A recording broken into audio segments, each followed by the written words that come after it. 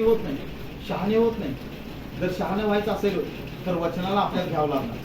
ज्ञानी व्हायचं असेल तर देवाचं भय धरावं लागणार आणि देवाचं अपुरं भय आमच्या जीवनामध्ये घातक ठरू शकते. बरेच लोक धर्मनिंदा करणारे किंवा देवाला नाकारणारे लोक तुमच्या जीवनाकडे बघून टिंगल करतील. बघा येशूला जाणारे लोक आणि यांची अवस्था कशामुळे झाले? ज्ञानाचा अभाव. येशू ख्रिस्त मनुष्याचं वाईट करतो का चांगलं करतो?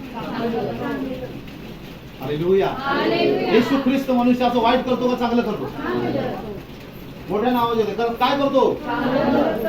मग आज माझं जेवढं व्हायला हवं तेवढं चांगलं झालेलं नाही आहे. जेवढं व्हायला हवं तेवढं चांगलं कशामुळे झालं?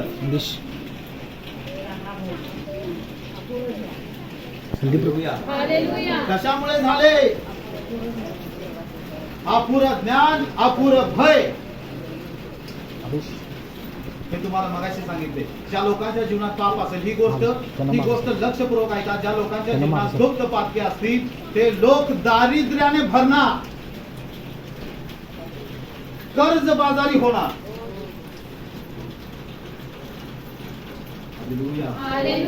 काही लोकांना प्रश्न असतो बघा, काही लोकांना प्रश्न असतो की माझं कर्ज काय होत चाललंय? कर्ज काय होत चाललंय? कर्ज काय होत चाललंय? कुठंतरी स्वतःला तपासा. कर्ज वाढण्याचं एक कारण मी तुम्हाला सांगू जाता जाता. कर्ज वाढण्याचं एक कारण तुम्ही नीट देवाला दशमांश देत नाही, त्याच्यामुळे कर्ज वाढत. ही गोष्ट लिहून घ्या तुम्ही आपल्या मनामध्ये. व्यवस्थित दशमांश देत नाही त्यामुळे तुमचे कर्ज काय होत चालले? प्रभूचं वचन काय म्हणते? दशमांश. कोणता मांश? कसला मांश? पण आज बरेच लोक आहेत दशमांश नाही, एक मांश. किती मांश? मास्टरला माहिती आहे का? काय कळणार आहे का? काय पण कुणाला कळते? कुणाच्या बरोबर अविश्वासूपणा आहे हा. त्यामुळे कर्ज काय होत जाते? Hallelujah, hallelujah. लक्षपूर्वक ऐकूया. काय होत जाते? प्रभू मोकळं करणारा देव आहे. काय करणारा देव आहे? काय करणारा देव आहे? टेन्शन मुक्त करणारा देव आहे. Hallelujah, hallelujah. प्रभू तू महान आहेस. हालेलुया. पुष्कळांच्या पापांची क्षमा होईल. पुष्कळांच्या अपराधांवर पांघरून घातले जाईल. हालेलुया. पुष्कळांच्या अपराधांवर काय होईल? ही गोष्ट जी आहे ना, ही माझ्या हृदयाला फार भिडली. कारण पापांची क्षमा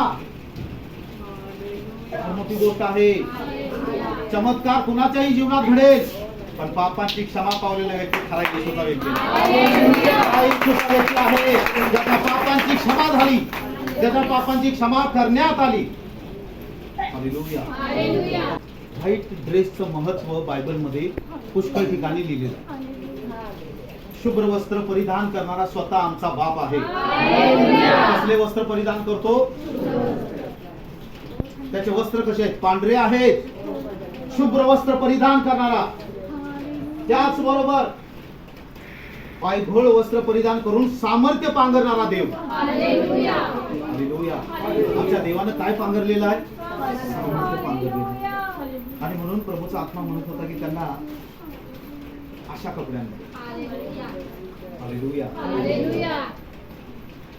पांढरे वस्त्र पवित्रता दर्शवतात. पांढरे वस्त्र काय